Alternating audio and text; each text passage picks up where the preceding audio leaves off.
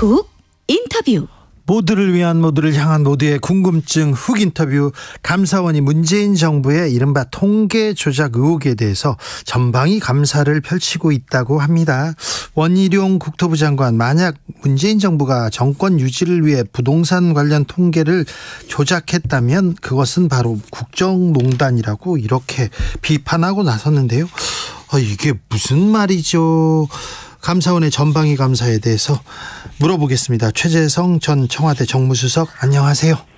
안녕하세요. 네, 잘 계십니까? 네네. 네. 국회 상황 어떻게 보고 있는지 우선 여기 이것부터 물어봐야 되겠습니다. 어떻게 돼가고 있어요? 지금 이제 예산안이 마치 묶여 있는 네. 이런 상황 아니에요. 네. 그런데 이제 진풍경이 예. 야당이 지금 상당히 양보를 했거든요. 네. 법인세하고 뭐 경찰국, 인사관리단 이렇게 요약될 수 있잖아요. 쟁점이. 네. 법인세도 민주당 절대 안 된다 해서 김진표 의장안을 수용해서 1%로 했는데 국민의힘이 지금 요지부동이고요. 네. 그다음에 경찰국 뭐 인사정보관리단 이것도 예비비로 사용을 할 수 있게끔 그렇게 민주당이 양보를 했는데도 요지부동이란 말이에요. 그래서 이런 경우가 사실 야당이 저렇게 이제 타협을 해주고 양보를 했는데도 여당이 저러는 거는 굉장히 이례적인 건데요. 네. 그만큼 윤석열 대통령이나 이쪽에 이제 그립이 세니까 네.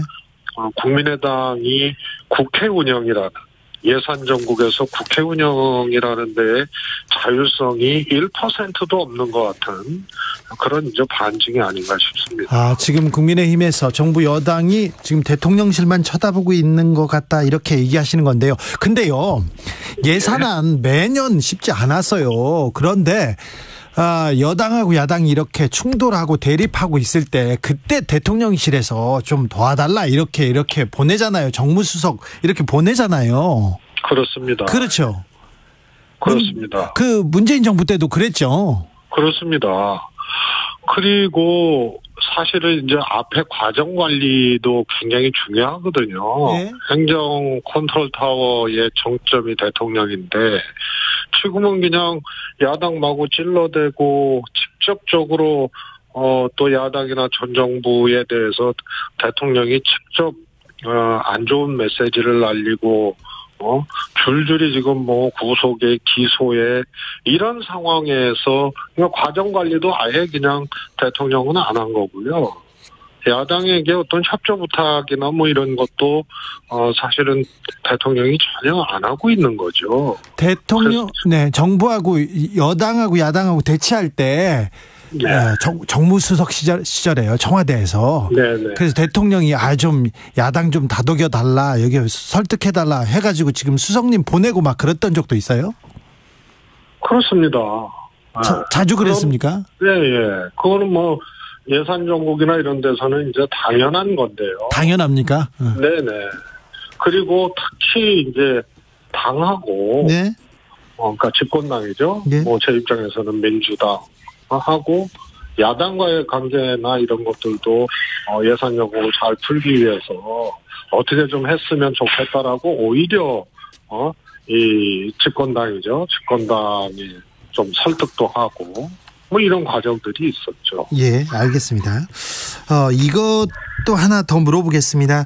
어제 한덕수 국무총리가 이태원 참사 시민 분향소 방문했다가 30초 만에 발길을 돌렸는데요.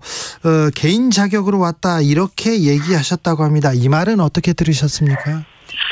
현 총리가 개인 자격이라는 것이 일단 말이 안 되는 얘기고요.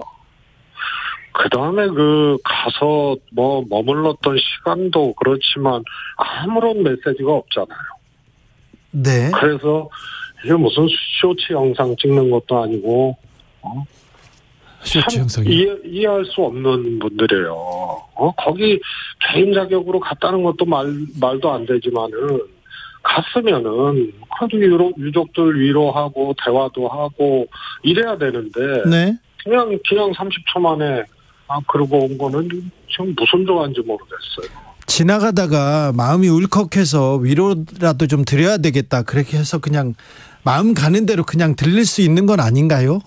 그런 게 어디 있습니까? 그야말로 그거는 이제 이 민간인, 자연인, 뭐 이런 분들이 그런 신분으로 그럴 수 있는 거고요. 네. 근데 일국의 총리잖아요. 네. 그다음에 국민들이 다 지금 분노하고 있고 또 유족들도 지금 정부의 그런 대처에 대해서 굉장히 지금 화가 나 있고 안타까워하고 있고 그런 상황인데 네. 총리가 거기 간다는 게 어떻게 개인 자격일 수 있어요? 알겠습니다. 자, 이제 본격적으로 통계 조작 물어보겠습니다. 문재인 정부가 통계 조작했습니까? 조작이라는 것의 개념이 뭐죠? 뭐 거짓으로 만들거나 이렇게 그러니까 고치거나 조사하거나 네. 또 통계가 이미 나와 있는 것을 네. 과정상에서 그거를 왜곡시키거나 네. 아니면 결과를 바꾸거나 네. 이런 게 조작 아닙니까? 그렇죠. 그런데 통계 방식이나 조사 방식의 변화를 가지고 조작이라고 한다면 그거는 아무것도 못하죠. 그럼 과거 정부에서도 통계 방식을 나름 이제 진전시키기 위해서 여러 가지 이제 노력들을 해왔단 말입니다. 네. 그럼 그런 게 다 조작에 해당되는 겁니까? 예를 들어서 가계 동향 조사도 문재인 정부 이전 10년 동안에 상당히 변화들을 주고 노력을 했었습니다. 네. 그럼 그런 거 다 조작이라고 해야 되나요? 그다음에 또 하나는 소위 이제 주택도 가격 동향 조사도 지금 조사된 결과에 인용을 어느 기관의 것을 인용을 했느냐의 차이를 가지고 조작이라고 갖다 밀어붙이는 건 말이 안 되거든요. 김현미 장관이 11% 올랐다고 얘기했잖아요. 저도 동의하기 어려운 거였는데. 그렇죠. 국민들이 더 많이 올랐는데 왜 조금밖에 안 올랐지 이렇게 의문은 있었어요. 그게요. 예? 통계학의 정설입니다. 네. 뭐냐면은 한국감정원 통계를 인용을 했는데요. 네. 한국감정원의 중위가격 변동조사는 네. 지금 국민의힘이 얘기하는 56% 올랐는데 11% 올랐다고 하는 거 조작이라는 거 아니에요? 네. 근데 그 56%로 올랐다고 했던 게 KB 통계거든요. 네. 그런데 11%로 올랐다고 한 거는 한국감정에서도 KB 통계처럼 중위소득만 봤을 때는 57% 올랐다고 한 거예요. 예. 그래서 중위가격을 봤을 때는 50% 이상 올랐던 거고, 네. 김현미 장관이 인용한 통계는 매매가격 지수 동향이라는 거라서 거기에 여러 유형의 주택도 들어가고 한 시점을 끄집어서 하는 게 아니고 일련의 과정들을 가지고 하는 거거든요. 네. 그래서 그거는 조사기관과 중위가격 상승이냐 전체 매매가격 지수 동향이냐 이 차이거든요. 네. 그래서 그것은 심리적으로 많이 올랐는데 왜 저것밖에 안 되냐 이렇게 문제 제기는 하고 평가는 할 수 있어도 조사 통계로 나온 중위가격하고 다른 매매가격 지수 동향을 가지고 조작했다고 얘기하는 거는 정말 그거는 말이 안 되는 얘기죠.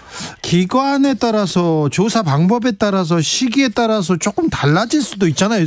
수치라는 것은. 근데 이걸 가지고 감사원이 그러면 이걸 가지고 지금 문제 삼겠다고 지금 대대적인 조사를 하고 있습니까? 그런 거죠. 그리고 지금 말들을 지금 단정적으로 못 하잖아요. 만약 원희룡 장관도 만약에 사실이라면, 네. 그다음에 감사원도 그런 정황, 조작했을 정황 이런 식으로 얘기를 한단 말이에요. 네. 그래서 조작의 개념을 분명히 기준을 가지고 제시를 해야 될 거예요. 통계를 조작했다는 거는 과정을 설계하고 이러면서 넣어야 될 항목이라든가 조사 방식을 원래 있는 조사 방식을 왜곡하고 비틀었거나 나온 결과를 왜곡하고 비틀었거나 이런 거거든요. 그렇죠. 또 조사 기법이라든가 통계 기법 방식의 변화를 갖고 얘기하면요. 그동안 통계 방식의 진화를 위해서 나름 노력해온 과거 정부들 다 문제 삼아야 되는 거예요. 자, 그런데 지금 정황이나 뭐 의혹이 지금 드러난 것이 아니라 지금 수사 지금 초기인데 벌써 이렇게 통계 조작 얘기가 나오고 있는데 여기에 또 감사원이 전방위 감사에 나섰고요. 왜 그럴까요? 네. 그래서요. 이게 익숙한 패턴 아니에요? 이 정부 들어서서. 패턴이요? 윤석열 정부 들어서서. 그럼요. 문제 제기를 하고 뭐 감사원이 나서고. 네. 그다음에 검찰로 가고 이러는 거 아니에요? 네. 그다음에 조작몰이에요. 월북도 월북몰이를 했다 그러고. 그래서 각국종 정보나 이런 거를 삭제하고 조작했다는 거 아니에요? 네. 근데 공소장 보니까 빠져 있고. 예. 이것도 통계 조작을 했다고 소위 말해서 개념에도 맞지 않는 문제 제기를 하면서 정치적 공세를 하고 몰이를 하고 그리고 이게 이제 또 수사로 가고 이런 익숙한 패턴이죠. 알겠습니다. 조작 몰이를 하고 있습니까? 익숙한 패턴입니까? 통계 조작의 개념에 해당하지 않는 것을 조작이라고 선동하고 몰고 가고 결국은 보복적인 행태로 수사를 하고 이런 것 자체가 조작인 거죠. 네, 알겠습니다. 다른 것도 좀 물어볼게요. 국민과의 대화 비슷한 형식으로 윤 대통령이 이렇게 정책을 설명하는 자리를 가졌습니다. 그 이후에 YTN 돌발 영상으로 이렇게 보도가 됐다가 사라지고 이 문제를 가지고 대통령실에서 지금 좀 직접 비판하고 나섰는데 이 상황은 어떻게 보고 계시는지요? 두 가지거든요. 네. 대통령실은 무슨 꼬투리 하나 잡아가지고 그냥 본질까지 다 뒤덮어버리려고 이것도 몰이를 하고 있는데요. YTN 몰이를 하고 있는 거죠. 네. 우선은요, 첫 번째가 과연 그 영상을 쓸 수 없었느냐 이 문제거든요. 네. 저는 쓸 수 있었다고 봐요. 예를 들어서 2019년도 문재인 정부 때 그때 국민과의 대화했고요. 그때 예. 주관사가 MBC였거든요. 예. 그런데 이건 MBC의 고정 프로그램이고 무슨 스포츠 중계권 이런 거에 해당되는 게 아니잖아요. 예. 그래서 다른 방송사 자체 결정으로 다 따서 썼다고요. 예. 그러면 이번에 이거는 이 소위 말해서 그 KBS 영상에 대해서 YTN이 쓸 수 없었다 그러면 그럼 규정은 어디다 들이대야 되는데 그런 규정이 저는 없다고 보거든요. 네. 그런데 이거 왜 썼냐? YTN도 뭐 무슨 이유인지 또 사과를 했어요. 써서는 안 되는데 써서. 그 부분이 좀 이해가 안 됩니다. 삭제를 했는데요. 네. 뭐 민영화한다 그러고 뭐 한다 그러고 그러니까 압박을 느껴서 그런지 찰싹에 YTN이 사과를 했는데 그건 살펴봐야 될 측면들이 충분히 있는 거고요. 과거에는 그렇게 안 했거든요. 그냥 썼단 말이에요. 네. 그다음에 이번에 쓰지 말라고 공지한 것도 아니거든요. 대통령의 국정과제 점검회의 하는 게 KBS 겁니까? 아니거든요. 네. YTN 것도 아니죠. 네. 그렇습니다. 그래서 주관사에서 올리면은 각 언론사 이 자체 결정으로 그걸 받아서 쓰든 말든 그렇게 했단 말이죠. 그렇죠. 지금까지 그랬죠. 이거는 사과한 YTN도 이건 좀 살펴보지 않고 한 거 아니냐. 예. 이런 생각이 들고요. 또 하나는 거기 그렇게 나오잖아요. 리허설도 없이 진행했고 한동훈 장관은 이렇게 질문 받으니까 떨린다 그러고. 근데 그 리허설 다 한 거 아니에요? 예. 19년도 문재인 정부 때는요. 네. MBC에서 주관했는데 질문자 선정도 MBC에서 다 했어요. 예. 그래서 300명을 초청을 해서 거기서 MBC에서 지명을 해가지고 그렇죠. 정말로 아무것도 모르는 상태에서 문재인 대통령이 질의응답을 했단 말이에요. 네. 그렇게 했으면은 아무 각본 없이 했다. 이렇게 얘기를 하는 거고 또 각본 이시하면은 또 어떻습니까? 네. 근데 각본 있고 리허설 했음에도 불구하고 본인들이 이것을 리허설도 없이 하고 그야말로 이 당황스럽다는 표현도 떨린다는 표현도 하고 마치 각본 없이 한 것처럼 그렇게 거짓을 한 거 아니에요. 그거는 엄연한 본질적 측면으로 봤을 때 국민들을 속인 거죠. 예. 알겠습니다. 이 두 가지 측면을 다 봐야 되는데요. 하여튼 그럼에도 불구하고 국민들을 속였고 각본 없이 리허설 없이 했다 그래놓고 리허설 한 거 아니에요? 그래놓고 지금 뭐 기준도 분명치 않은 거를 갖고 지금 YTN을 공세를 하고 있는 거죠. 알겠습니다. 문재인 정부 시절에는 이 영상은 쓰지 마세요 그런 일은 없었습니까? 아니 그거는 주관사 소위 말해서 이제 우리가 어디 취재 가면 풀단 같은 거죠. 네. 그래서 대통령이 국민과의 대화하고 국정과제 점검회의 하는데 그게 특정 언론사의 고유 영상입니까?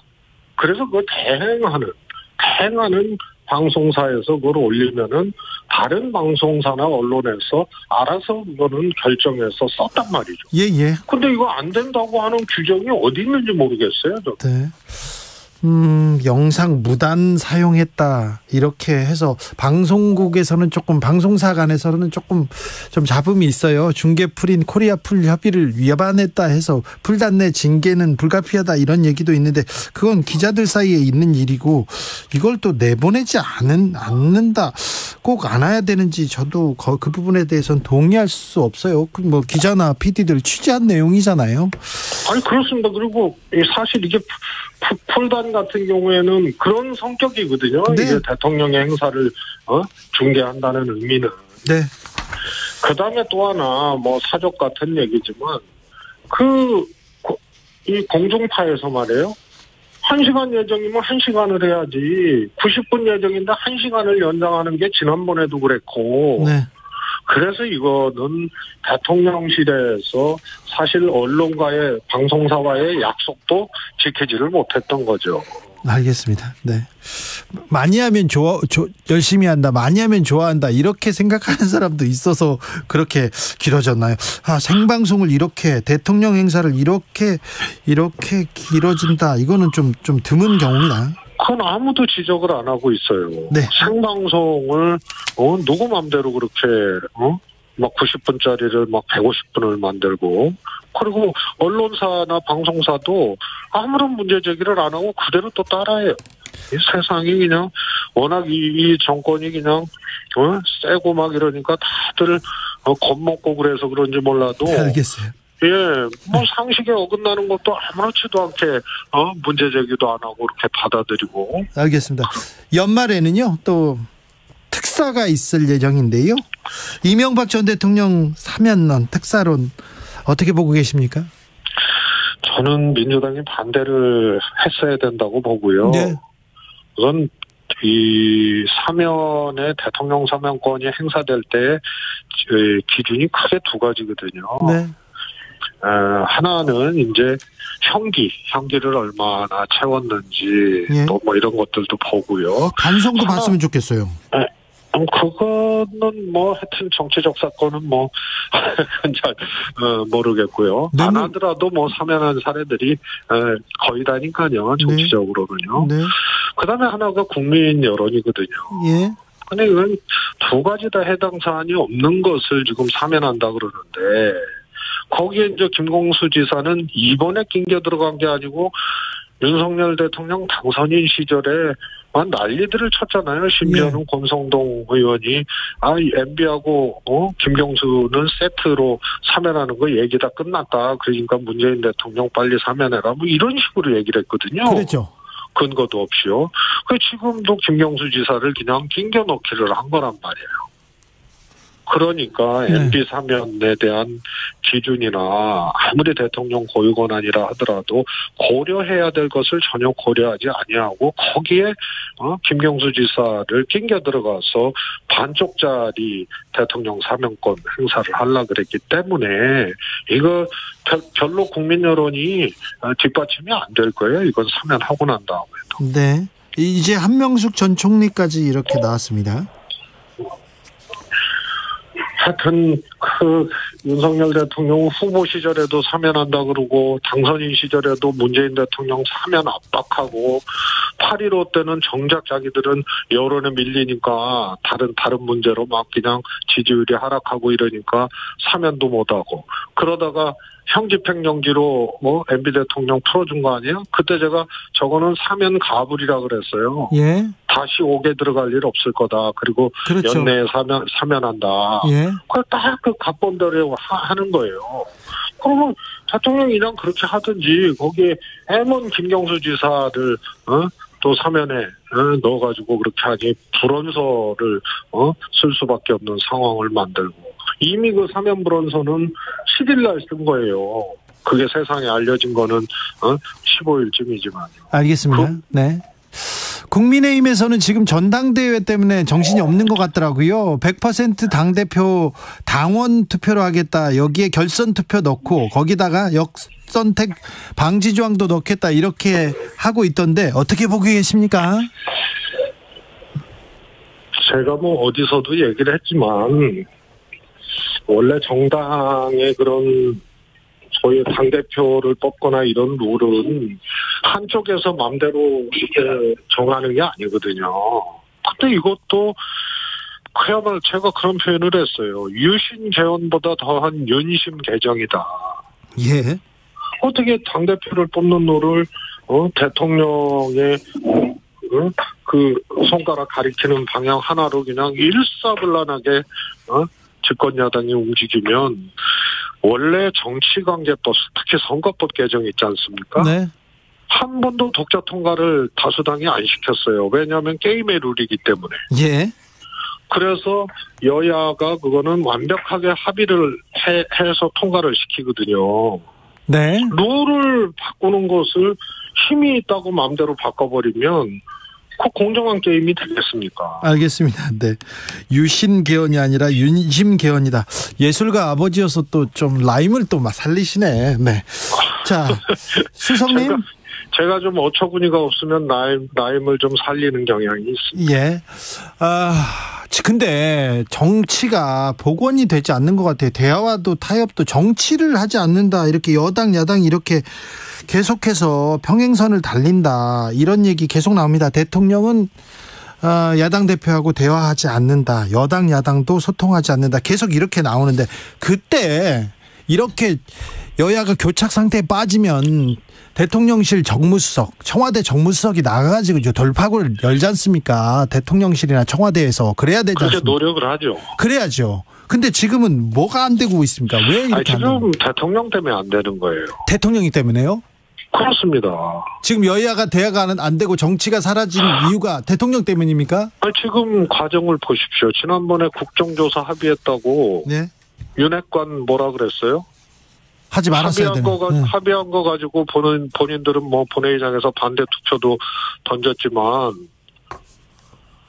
그거 합의하지 말았어야 된다고 얘기를 하잖아요. 장제원 의원이 그렇죠. 주호영 원내대표 까잖아요. 네.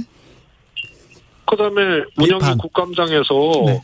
소위 말해서 웃기고 있네 메모로 김은혜 네. 수석하고 홍보 수석하고 퇴장시킨 거 아니에요. 네. 그것도 본인들이 먼저 제안을 해가지고. 예. 그걸 가지고 장제원 의원이 윤핵관 중에 윤핵관이죠. 네. 주호영 원내대표를 막 공개적으로 들여놓고 저격을 하고 흔들었잖아요. 그런데 무서워서 어떻게 정당 정치나 국회에서의 타협과 조정이 통하겠습니까? 네. 룰 그렇게 하죠. 원내에서 합의한 것도 그렇게 저격을 해버리죠. 그다음에 대통령이 매우 아슬아슬하고 위험한 발언들을 소위 말해서 정당 개입과 관련된 발언들을 그냥 서슴없이 하잖아요. 대통령은 지금 정치 경험이 좀 짧잖아요. 그런데 왜 국민의힘에서는, 여의도에서는 왜 대통령만 쳐다보고 있을까요? 그게 대통령 권력이에요. 이 제왕적 대통령 권력이 소위 말해서 정치를 배제하고 정무를 배제하고 자신이 아는 만큼 자신이 살아왔던 비정치적인 다른 길만큼 그것을 절대적인 잣대로 지시를 하거나 그렇게 움직일 때 한마디도 못하는 것이 대통령 권력이에요. 그런데 대통령 지지율이라든가 대통령이 국정 운영하는데 누수가 생기기 시작하면 네. 입 닫고 있던 사람들이 뒷발질하는 겁니다.